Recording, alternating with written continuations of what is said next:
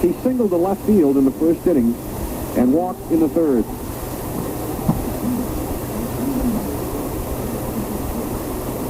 The outfield plays Gantner straight away. Castino is up at third base. Gantner swings at the first pitch. Tapper to second base. Wilfong to Jackson. And Gantner is an easy out.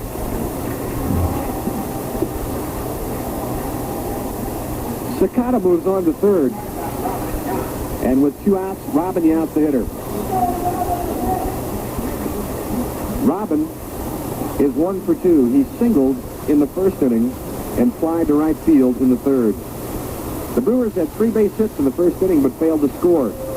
They had runners at first and second when Dick Davis hit a fly ball to right field, and Hoskin Powell cut down Jimmy Gantner trying to go to third base.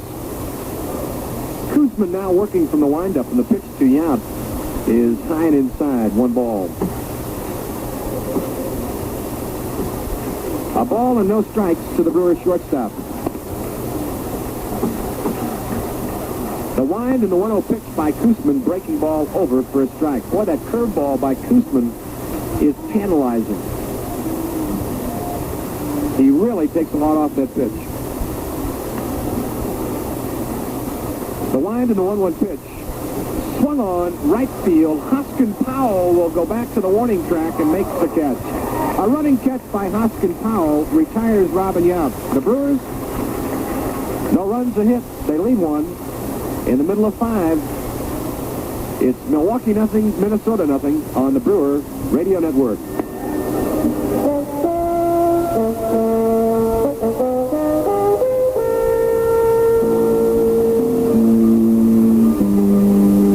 The rising cost of crude oil affects more than gasoline prices. It affects even the roads you should drive on. I'm Joe Garagiola speaking for Alice Chalmers Corporation.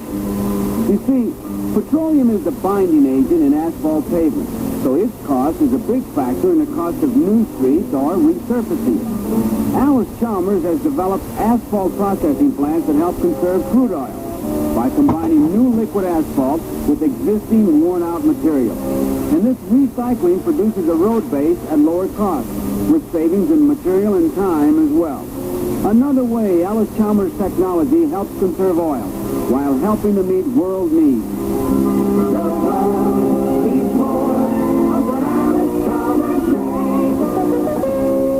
Well, it seems to me now that the people recognize me as much for my TV commercial for Curtis Math as they do as manager of the ball club. I'm sitting here chatting with George Bamberger, manager of the Milwaukee Brewers, about his Curtis Mathis television. George, how about the television stuff? Do you have any problems with it? Oh, no, I have no problems. Well, then if I do, it's no sweat anyway, Jim, because there's no service charge, no cost for parts. Why don't you visit one of the 5 Regency Curtis Mathis showrooms in Milwaukee? Consult the Yellow Pages. Any problems with Curtis Mathis TV? 1 ball and 1 strike to the Twins catcher, Butch Weiniger, as we go to the Twins' 5th inning. Larry Sorensen has given up just 1 hit. Sorensen's next pitch, a breaking ball, misses down low. 2 balls and 1 strike. The Brewers have 6 hits off Jerry Koosman. The wind of the 2-1 pitch from Sorensen swung on left field. Fly ball, Davis is there, and he makes the catch to retire Weiniger. Some football scores to pass along to you. Minnesota 10-3 over the Vikings. 3rd quarter score. Listen to this one. Philadelphia 17, Pittsburgh 7 in the 3rd quarter. Sorensen's pitch to Rick Sofield, the center fielder, is outside with a fastball. 1 ball and no strikes. Houston leading Cleveland 24-10 at the half. The next pitch, fly ball, center field. Gorman Thomas on the run. He can't get to it. And it's a base hit for Rick Sofield. Gorman Thomas, a long run, but couldn't get to it. And the Twins have their 2nd base hit.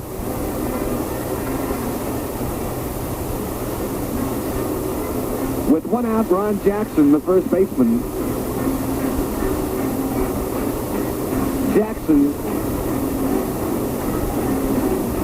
pops to third base back in the 3rd inning. Larry Sorensen has struck out 2 and walked 1.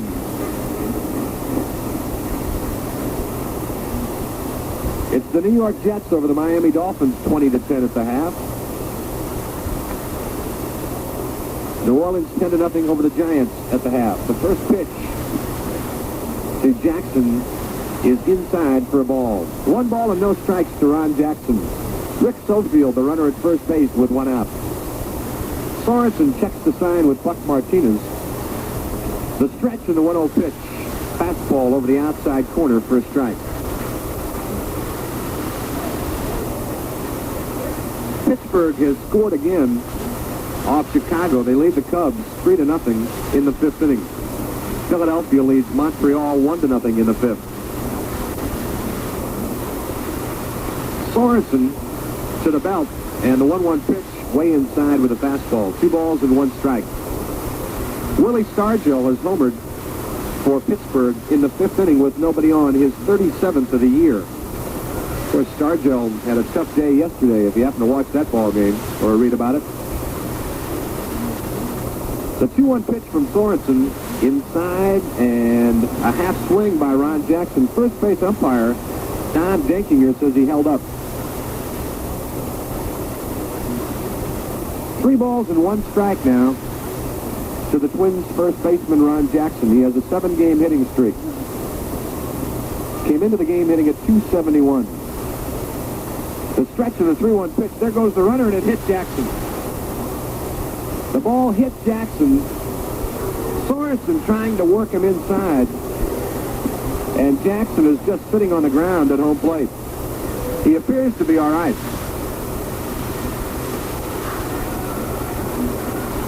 Ron Jackson is okay. And he is on his way down to first base.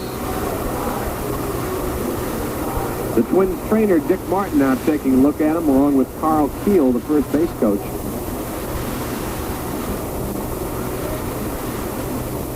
Looks like it got Jackson on the right wrist. Larry Sorensen had been working Jackson inside in that whole sequence. In fact, he got Jackson in the 2nd inning on a riding fastball. In on the 5th, he popped to third base. That's the book on Ron Jackson. This is Ariel talking. Hey, everybody. This is Ariel on the Arkansas. Putting some ethyl chloride on the wrist. Beautiful afternoon here in the Twin Cities. Not a cloud in the sky. Wind now has kicked up just a bit, blowing out from right towards left. The final game of the 1979 season.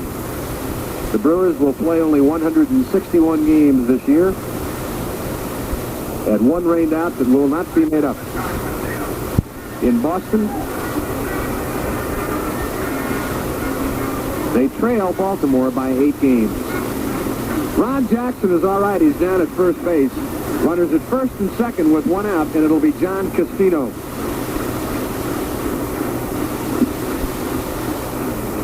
Sorensen's first pitch. Swung on, little looping fly ball left center field. Norman Thomas cuts it off in the gap. Here comes 1 run to score, and Jackson will hold at third. The Twins lead it 1-0. John Castino with a base hit to center field, scoring Rick Sofield, and the Twins lead 1-0. For Castino, RBI number 52. And the Twins have runners at first and third with 1 out. Ron Jackson on at third base and Castino at first. Base hit number 3 for the Twins. 2 of those coming here in the 5th inning. Back to the top of the order, and left-handed hitting Hoskin Powell with runners at first and third. Sorensen checks the runners. His next pitch is outside. A ball and no strikes to Hoskin Powell. Powell hitting at .293. Sorensen's pitch way outside. 2 balls and no strikes. Twins lead it 1-0. The outfield plays Powell straight away. The 2-0 pitch from Sorensen, again missing outside, 3-0.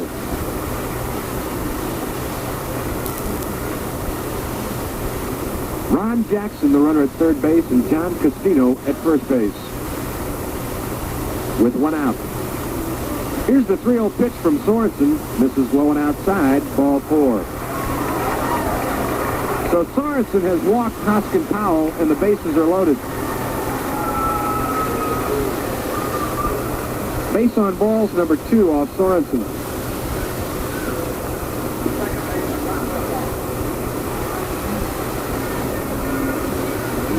With 1 out, the second baseman, Rob Wilfong. Wilfong got the first Twins hit off Larry Sorensen in the first inning. In the 4th inning, make that. Sorensen had retired the first 10 batters he faced until Wilfong singled to center in the 4th inning. The bases are loaded with 1 out, and Sorensen will work from the stretch.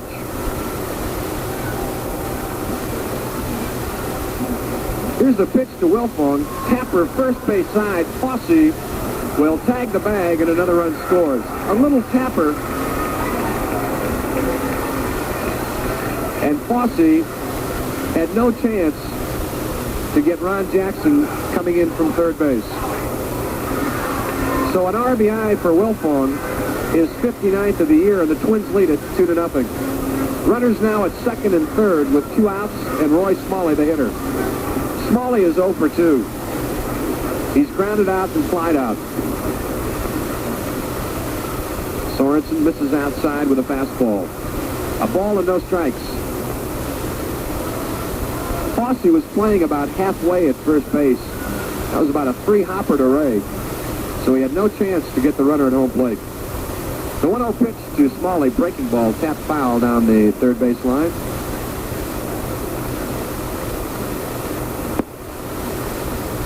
Some warm-up activity in the Brewer bullpen. Right-hander Andy Replogle.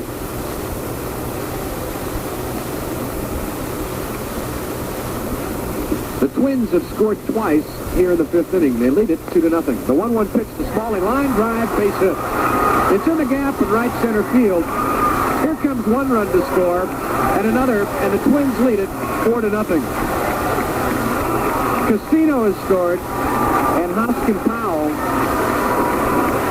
and the Twins lead 4-0.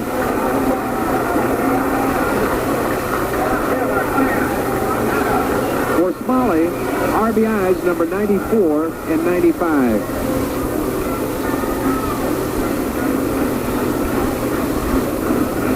Here's Glenn Adams. He takes a breaking ball outside. 1 ball and no strikes.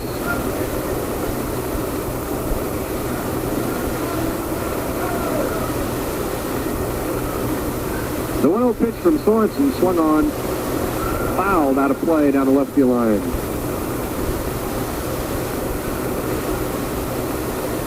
The Twins have scored 4 times on 3 base hits, a base on balls, and a hit batsman. The 1-1 pitch misses outside, 2 balls and 1 strike.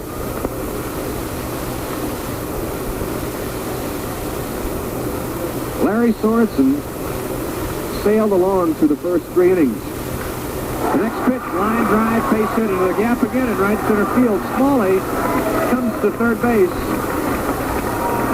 and Adams is on with a single. Back-to-back shots by Roy Smalley and Glenn Adams in about the same position. So base hit number 5 for Minnesota. And the Twins have runners at first and third with 2 outs.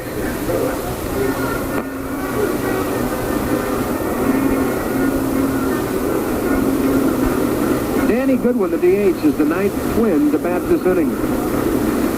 The pitch from Sorensen, little looping line drive, left field. Dick Davis can't get to it.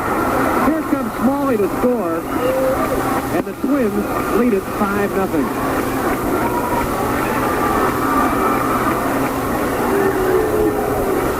And here comes George Bamberger